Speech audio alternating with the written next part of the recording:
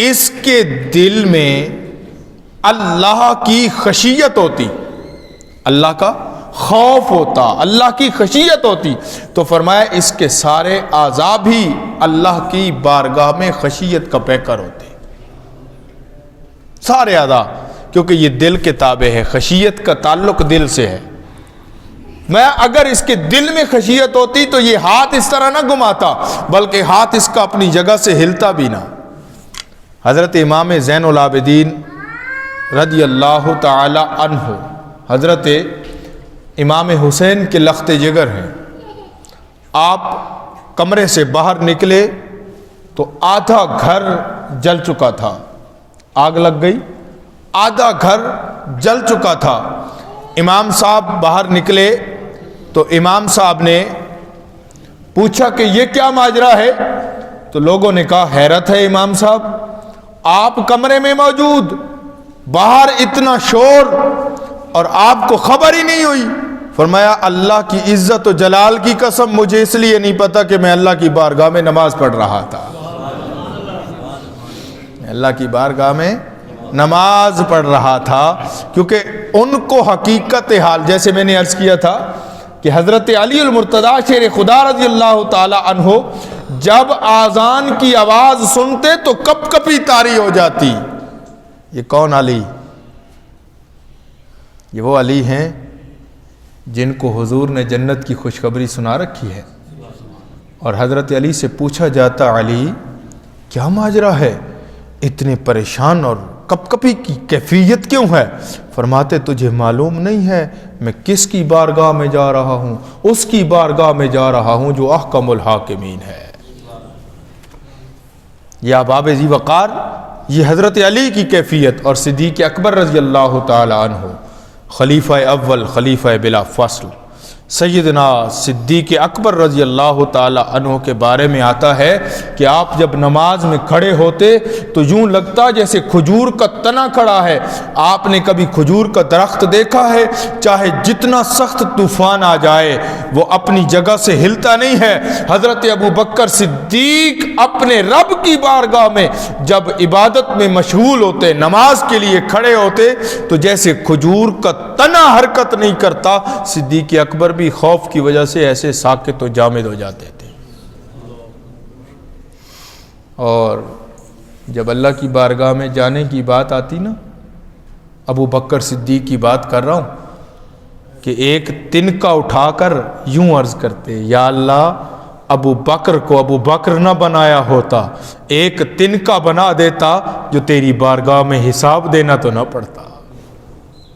تو فرمایا الذین هم فی صلاتہم خاشعون والذین هم عن اللغو معرضون، فرمایا وہ لغو باتوں سے، بیہودہ باتوں سے گریز کرتے ہیں، ان کی زبان ناپاک نہیں ہوتی، نہ وہ کسی کی غیبت کرتے ہیں، نہ وہ منہ پر کوئی کسی کا گلہ لاتے ہیں، شکوہ لاتے ہیں، نہ وہ کبھی اپنی زبان کو کسی گندی بات سے، بیہودہ بات سے غلیظ کرتے ہیں، بلکہ ہر قسم کی غلط لغو، گندی بات سے، بیہودہ بات سے، فضول بات سے ان کے پاس وقت ہی نہیں ہے کہ وہ ان باتوں میں لگیں، بلکہ جتنا وقت میسر آتا ہے۔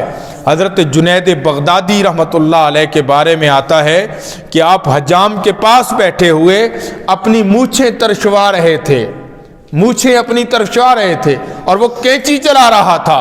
حجام نے کہا حضرت یہ اپنے لب مبارک کو روک لیجئے، کہیں ایسا نہ ہو کہ آپ کے ہونٹ کٹ جائیں۔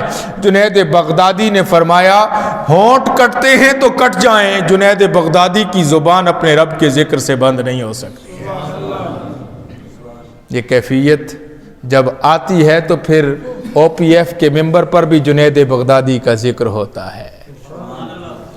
ہاں، یہ بات میں اس کیفیت کی کر رہا ہوں، یہ کیفیت دیکھیے ذرا ان کا۔ حضرت ممشاد دینوری رحمۃ اللہ علیہ ایک بہت بڑے بزرگ گزرے ہیں، آپ تو فرماتے ہیں کہ اگر ایک لمحہ بھی، یہ ذرا بات حضرت سلطان العارفین سلطان محمد باہو رحمۃ اللہ علیہ فرماتے ہیں کہ جو دم غافل سو دم کافر، یہ حضرت سلطان العارفین فرماتے ہیں نا، تو ممشاد دینوری کی بات آپ فرماتے ہیں، اگر ایک لمحہ بھی میری نظروں کے سامنے سے چہرہ مصطفیٰ اجل ہو جائے، میں اپنے آپ کو کافر تسلیم کرتا ہوں۔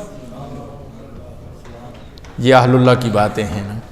ان اللغو معرضون، وہ لغو باتوں سے اعراض کرنے والے ہیں، بھاگنے والے ہیں، چھوڑ دینے والے ہیں۔ والذین هم للزکاۃ فاعلون، وہ زکوٰۃ دینے والے ہیں۔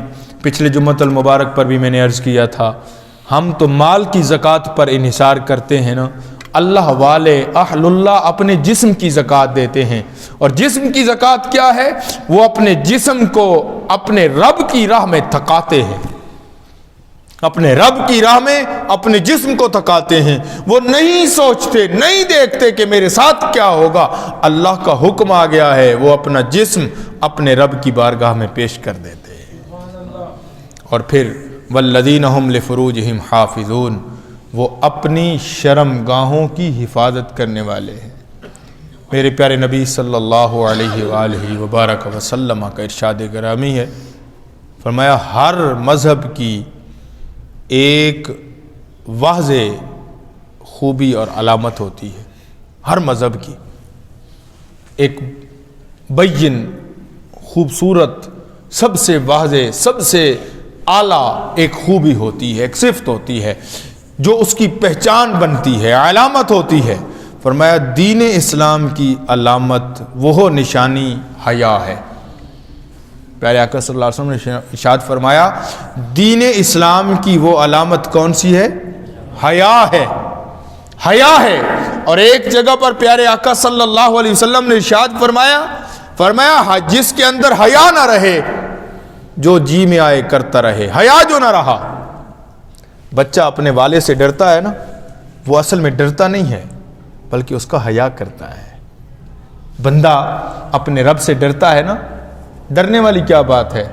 مجھے بات یاد ڈرنے سے آ گئی، حضرت عبداللہ ابن عباس رضی اللہ تعالیٰ عنہ یوں مسجد نبوی شریف میں درس دے رہے تھے، ایک اعرابی بیٹھا ہوا تھا، پینڈو بدو، جسے ہم چونکہ شہری ہو گئے ہیں نا، ہم شہری اگرچہ کہ سارے پینڈ سے ہی آئے ہیں، لیکن ہم شہری ہو گئے تو ہم پینڈو کو اپنے ساتھ نہیں بٹھاتے۔ لیکن صحابہ کرام کی کیفیت یہ ہوتی تھی کہ جب بھی کوئی اعرابی، کوئی پینڈو بدو آتا نا، وہ بڑے خوش ہوتے تھے، آج کوئی عجیب سوال کریں گے ہمیں جواب مل جائے گا، خوش ہوتے تھے صحابہ۔ تو حضرت عبداللہ ابن عباس کی مجلس سجی ہے، اور حضرت عبداللہ ابن عباس رضی اللہ تعالیٰ عنہ قیامت کا ذکر کر رہے ہیں، قیامت کا ذکر کر رہے ہیں، قیامت کا، اور ڈرا رہے ہیں، اور لوگوں کی ہچکیاں بندی ہوئی ہیں۔ ایک عربی کھڑا ہو گیا، اس نے کہا عبداللہ ابن عباس اتنا تو بتاؤ یہ قیامت کب آنی ہے؟ کہا قیامت جب بھی آنی ہے